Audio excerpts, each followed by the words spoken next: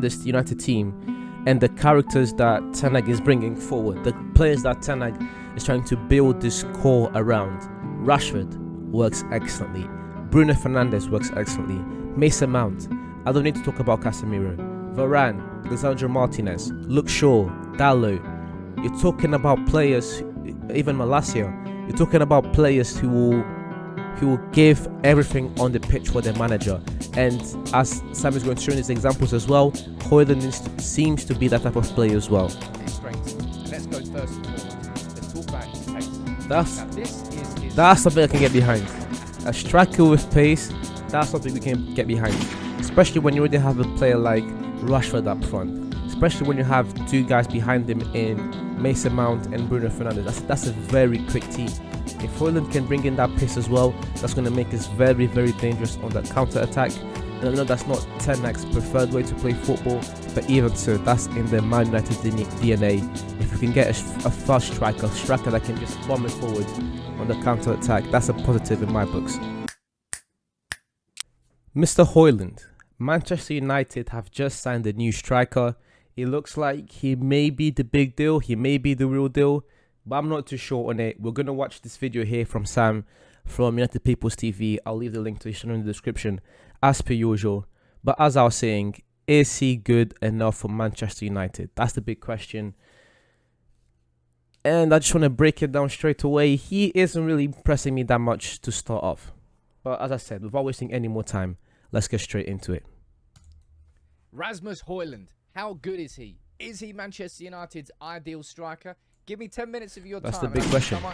That's the big question. He will be. This is going to be the most in-depth profile looking at every aspect of Hojlund's game, all the strengths and all the weaknesses, to help you better understand why United going after him. Is he really worth that much? I think he... That's the thing. I understand why we're going after Hojlund. We need a striker. He's a young striker who's made some noise. But yet again, he scored what? 9 goals last season? I know he wasn't starting most of the games for Atalanta. I know he only started, I think, out of all the games that he played, he's starting like only a few in Serie A. He didn't start in all of them, but even so, like 70 million, that's the reported price that I'm seeing online. You know, I'm not the transfer guy savvy and stuff, but what I'm seeing is around that price tag. And for someone who's only scored 9 goals, again, the potential can be there. I think that's Sam does a good job in this video here explaining how good Hojlund is and what he can achieve in the future. But my whole thing is that much money for a player like this. The market is messed up. The market is inflated, both for what happened with Neymar and then the inflation that's been going on just around the world in general. But still, 70 million. He is. Let me explain why. Also, if you can, drop a like on this video because these do take a long time to produce. Go subscribe to Sam. They make very good bits of content. So if you can, try and get 5,000 likes. We got it once, and sod it. We'll do it again. If we hit 5,000 likes, I'll give away another home shirt. I did it last time. I'll do it again. But this video, I'm really going to enjoy because we are going to deep dive into every single aspect. I've got them listed down here as strengths and weaknesses, but I'd probably more describe it as strengths and areas of his game that he can improve, and you can see what he's naturally good at, but maybe areas of his game which he can improve. I hope so. I hope that these weaknesses, aerial duels as a striker, for that to be one of your weaknesses, I hope that with proper conditioning and coaching that improves. Unreliable first touch, that's sus. Unreliable first touch is very sus. Again, props to Sam for making this analysis, but unreliable first touch to me is very sus. Your striker can't have... I don't want to see another Lukaku. That's all I'm saying. I don't want to see another Lukaku. That's my biggest problem. And inexperience. But at least from his weaknesses, inexperience, from the weaknesses that Sam pointed out, inexperience and aerial duels, that's 2 things that we can work on. That first touch, come on, mate. As a professional footballer, they should not be coming into question. Maybe some things that he's got to work on with the coaches. And what we're going to do is use in-game examples to but show you exactly what we're talking about. So you can really help. It really helps you to understand it. It's helped me to understand, and I hope it does the same thing for you. Let's go. Let's talk about his strengths, and let's go first and foremost. Let's talk about his pace. That's something I can get behind. A striker with pace, that's something we can get behind. Especially when you already have a player like Rashford up front. especially when you have two guys behind him in Mason Mount and Bruno Fernandes. That's a very quick team. If Hojlund can bring in that pace as well, that's going to make us very, very dangerous on the counter attack. And I know that's not Ten Hag's preferred way to play football, but even so, that's in the Man United DNA. If you can get a fast striker that can just bomb it forward on the counter attack, that's a positive in my books. Definitely. Atalanta, look at that. For a man who's 6'3", he can free run as the 100 well. meters in sub 11 seconds. Hojlund's got pace to burn, which is going to be a key characteristic of what makes him a good... No, not just that, but playing the balls in behind. Hojlund's your man. Now let's look at some in-game examples here of what we're talking about. Hojlund there you can see is a yellow circle, right? He is 15 meters behind the defense, there or thereabouts. But a few seconds later, look at that pace. Look at that pace. That's what you want to see, really, from your strikers. Right place, right time for a simple tap-in. That chance only created through his sheer pace and his movement. Here This is what you need. You can see he's working on the shoulder of the opposition. Ball is played in behind, and he absolutely nails it. Ball in behind, perfect run, perfectly timed, using his pace. You need that from your Pace striker. is definitely an element of his game which makes him a dangerous prospect, combined with the fact that he's a physical dude, 6'3". Obviously, the Haaland examples are going to be there. Don't do that. Yeah, with that just natural frame, we can work on that. Get him in the gym, get him through the Ronaldo regime, and at 6'3", as I said already, that just physical stature, that mold that he can build on, that's a positive in my eyes. And he's got the natural pace as well. Another positive. So we're looking at the physical attributes of Hojlund, and I'm seeing a lot of boxes being ticked, which is already someone that you can begin with, which is a W, as I said. That. It doesn't really help the fact his name is Hojlund. Yeah. When it comes to the comparisons. But he is the first Rasmus Hojlund. Let's just speak and focus on him, because he does have some seriously good strengths to his game. And his natural movement, I think, is probably one of them. Now, this is something that... No, I'm sorry, man. That Hojlund thing, he got me, man. He got me. It's because the names are so similar. Oh, that's going to be crazy next derby, man. The first derby, if they both start, it's going to be a good laugh. Erik Ten Hag, let's go full screen on this one. Erik Ten Hag said this after the game against Bournemouth in May. Look, where we emphasise a lot and where we train a lot is movements when we're in the final third. Movements who has to come from the front line, second line just behind, but also from the third line with fullbacks and Casemiro. Everyone, man. You can see the graph down there from the Athletic. You can see, sorry, one sec. You can see where Manchester United have been improving on this throughout the season. Yeah. That's where we peaked there after game 20. And slowly compared to Ralf Rangnick and the movement there, you can see that we're on an upward curve, right? When it comes to movement in and around the box. Now, Rasmus Hojlund, he's not a Victor Osimhen type player. The heat map there will help you understand. Look at the heat map. Victor Osimhen really centralised to that penalty box. He is a penalty predator. Get the balls in there, he's invariably going to be on the end of it. Rasmus Hojlund, playing in that Atalanta system, is used to moving around far more. I know what Sam means here when he's talking about Osimhen's movement and Hojlund's movement. Yes, Osimhen is a player who can definitely, you know, as showing on this heat map, can definitely play more centrally, who plays more centrally. But Osimhen also has that versatility because of his technical ability, because of his link-up play, because of his pace, because of his one-on-one ability. Osimhen also has the ability to drift onto the wing, to come back and receive the ball. I've made like 3 Osimhen reactions on this channel already. 3 analysis on Victor Osimhen. So you can go back and watch those and see how good Osimhen is already at those things. And on top of that, Osimhen's also perfected his movement inside the box. That's why there's such a heat map in the, I want to call it the sweet spot, the gold zone for strikers. And that's where Osimhen kind of seems to understand where he needs to be. That's why Osimhen's gone on to score over 20, over 30 goals this season. Yes, this Hojlund heat map shows a lot of movement, but that's also from a team in Atalanta who aren't playing the excellent football that Napoli are playing, for example. He's a striker that has to play a lot more off the ball. It's a positive because of the way we play, but I don't think that this comparison to Victor Osimhen would be the best. Because in Osimhen, you have a striker who's able to score crazy amount of goals and also has the technical ability. Yes, Hojlund's movements, it looks all right on paper, but this Osimhen comparison isn't really my favorite, I would say.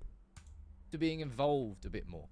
Now, that might change at United, but he's got natural Hopefully. capability. I, of course, want my striker to be, have the ability to be involved, to move around.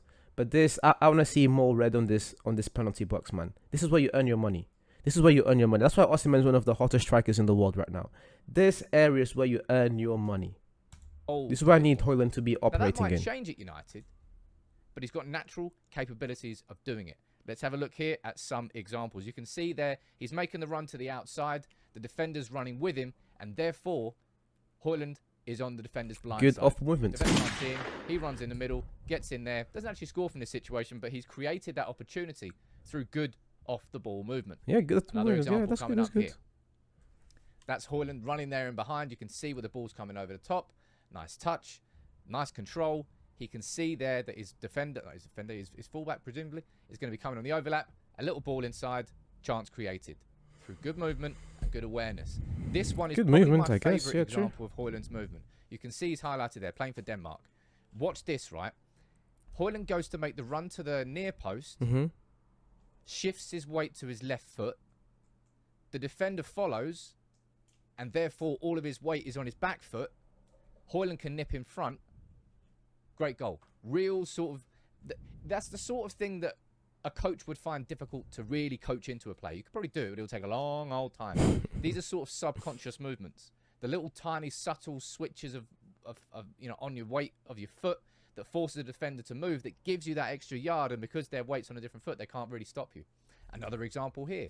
Hojlund with... I agree with what he's saying now. Like, Hojlund's off the ball movement, and, going back to that heat map, the fact that he's already has this type of work rate at Atalanta is definitely going to be useful. I just didn't like the Osimhen comparison, because Osimhen is a striker light years ahead of him. But as from the examples that Sam is giving us here, they're just very, very good examples that show why in a system that Ten Hag likes to play in a fluid system, a striker who has all the physical attributes ticked, a striker who's got the intelligence to move in and around the box, to come back and get the ball, to do those little movements where he can trick the centre-backs, that's going to definitely be a positive. Especially because I just want my Rashford to play on the wing, man. You guys know how I feel about Rashford. If Hojlund's going to come in and free Rashford to play on the wing, if he only does that, I'll be a happy man. But all of these added factors are making me a bit more excited. I'm not completely sold on Hojlund. I'll have to see him actually play in the Premier League. But the positives are beginning to shine. Let's say that. Goal. Because he made that sort of run. That's the sort of goal that you would expect Victor Osimhen to eat up. Yeah. He has capabilities of it too. Here, he's anticipation, I think I would call this. Hojlund there. Striking needs that. Anticipation. Either way, it bounces to him. He scores from 2 yards away. You might say, oh, that's not a sexy goal. It's not a sexy goal, but not every goal that a striker has to score has got to be sexy. Facts. That's what people always call Martial. A scorer of great goals, but not a great goal scorer. Oh, man, don't get me started on Martial. Don't get me started on Martial. And what Sam's saying here is very important, because as a striker, you need to get those goals in no matter what. I don't care if you score 20 tap-ins by the whole season. Those 20 goals are going to be instrumental in us going for the Premier League, going for the Champions League. And just as a United fan, let us all be honest. Like, deep down, we know we can't really win this competition just yet, but just to be able to compete, just to, for example, to just get to the quarterfinals of the Champions League, the semi-finals, to be in those conversations, to end up once again, not just one season and then it all seems like a fluke, but get into the top 3 again in the Premier League, but make it a bit more convincing this time. Close the gap on those top teams, and a striker that can bring in those goals no matter what is essential to a team that's going to go forward to win big things. Definitely. Because he didn't score enough of those little grubby tap-ins. They all count the exact same. Exactly, they all count the exact same, and that's the key. Ball movement is definitely one of Hojlund's big characteristics. It's natural and it's in his game. That's good. We need that. He's very good at as well is ball carrying. Here's a good example. picks up the ball right on the edge of his own box. And I've told you how fast he is. Just bursts forward. Defense can't stop him. I love to see that, Physically, man. You can't push him off the ball, so that helps You him need at a the same time. striker who can create his own chances and go create his own goals. Yes, you need Bruno Fernandes, Mason Mount, Casemiro, Rashford. You need all these guys to be working to supplement him as well. But at times, in those tough games against the likes of Crystal Palace, against the likes of Wolves, teams that defend very well in the Premier League, even a tricky team like Brighton, you need your striker to be able to come up with things out of thin air and create your own goals. And if my man, if he's got the pace, if he's got the technical ability, the ball carrying as he's saying, that's, again, just positives being ticked and making me a bit more confident about the signing. Brings the ball forward like 40 metres. Defence turned into attack on the transition. And Ten Hag's been speaking about working on the transition. Here he is on the outside. As I said stuck at on the start of the video. on the byline. Not much space to work with. Cuts inside, beats his man, gets a crossing. Creating his own chances. You love to see that. Too. Another example here. Gets the ball. This is about nice dribbling and nice footwork. Cuts back in. Defenders. Lovely. Sent the defender to the shops. He cuts back inside. Passes it out to his teammate. He's good with the ball at his feet. He's good at bringing the ball forward. That will help United in transition. He's got pace to burn. That will help United in transition. And I've shown you the different sorts of positions that he occupies, but also this is a crucial one. He does have a variety when it comes to finishing. And this is where, Mr. Hojlund, this is where you earn your money. This whole finishing, as Sam's going to get into in a second, but the finishing part of the game, the finishing aspect of the game, this is where you earn your money. If Haaland scores 10 goals... sorry, Haaland. If Hojlund scores...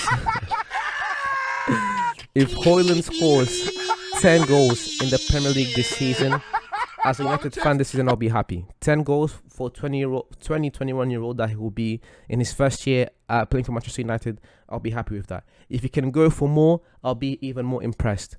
But that's only going to happen if this finishing is something serious, something that we can get behind. Right? Different examples. Here he receives the ball, he sees the defenders running towards him, cuts outside onto his left foot and fires in a rocket corner. Keeper can't stop it. Real powerful finish. Love to see that, man. Completely different type of finish. Ball's played over the top when he's playing for Denmark, running behind, sees the keeper coming out, little dink over the top. This finishing particularly though I do like, because so many times Rashford should be learning this, I think. You can see him. Hey, not too much on Rashford, running behind, off the shoulder of the defender, the keeper comes out. What do you do in this situation? You just dink it over the keeper. That's all you got to do. Yeah. Little dink over the keeper's going to come out. He's going to dink it over the keeper. Rashford doesn't do that enough. Hojlund has that in his locker. Shot selection. He's got a good variety. That's what I mean. Like, I know that the price is a lot for a 20-year-old who hasn't played that much. Hasn't score that much last year. I'll be honest, he didn't actually play many full 90s either. Yeah. But this is going to be, again, another characteristic of Ten Hag's profiling. You can see why Ten Hag wants him, right? Work rate. Yeah, well, that work rate is going to be important. You're looking at this United team and the characters that Ten Hag is bringing forward, the players that Ten Hag is trying to build this core around. Rashford works excellently. Bruno Fernandes works excellently. Mason Mount. I don't need to talk about Casemiro. Varane, Lisandro Martinez, Luke Shaw, Dalot. You're talking about players, even Malacia. You're talking about players who will give everything on the pitch for their manager. And as Sam is going to show in his examples as well, Hojlund seems to be that type of player as well. So hopefully that comes through as well this season. It's not the best example of it, but it's him working off the ball to win that ball back, getting his body in front of the defender, winning a foul. Simple. Pressing on the opposition's defence when they're coming out. Wins the ball. This is him tracking back. He wins the ball. Ten Hag wants his strikers, wants his whole team to have that work ethic. And you can see there the strengths. He's got the pace. He's got the off-the-ball movement. He's got the shot selection and variety and the finishing quality. And he can carry the ball. You can see why Ten Hag wants him. Now, of course, he's 20. He's not the complete striker. Yep, and he's I'm not. Gonna I've decided to call them. They're weaknesses, called weaknesses at the start, but I'm calling them where he needs to improve here. Because these are characteristics I think through good coaching, he definitely needs to improve. And ironically, It's kind of what. Aerial duels. I'm not going to say that's just easy to improve, but that's definitely something that a striker can definitely work on to be better in. So I wouldn't be too mad at aerial duels. That's something that he can definitely improve on. What we said about Vickers, wasn't it? For a man so big and everyone on your headers. But he's not the greatest at using his own body as a physical asset in aerial duels. A lot of the time, needs to work on it. She needs to work on it. Times his jumps. A lot of the time, the defender can just nip in front and get the ball off him. And now that's something he's going to have to improve, but that's something that he definitely can improve through good coaching. We've seen that through Rashford this season, and we've seen that. Hopefully, we will see that. Not too much on Rashford, bro. Not too much on Rashford, please. Jesus. With Hojlund too. That's something that can be. That's just about timing. If you've got the physical capabilities, which he does, it's just about improving your timing, and coaching does that. Now, his first touch under pressure sometimes leaves a lot to be desired. Right? That's an example. The defender pressing down on him there, and he messes his touch up. Defenders on him. Nah, doesn't work. But that's why I'm not calling them weaknesses. I'm calling them areas to improve on, because they are quite subtle. Improving your first touch, improving your aerial duels, cool.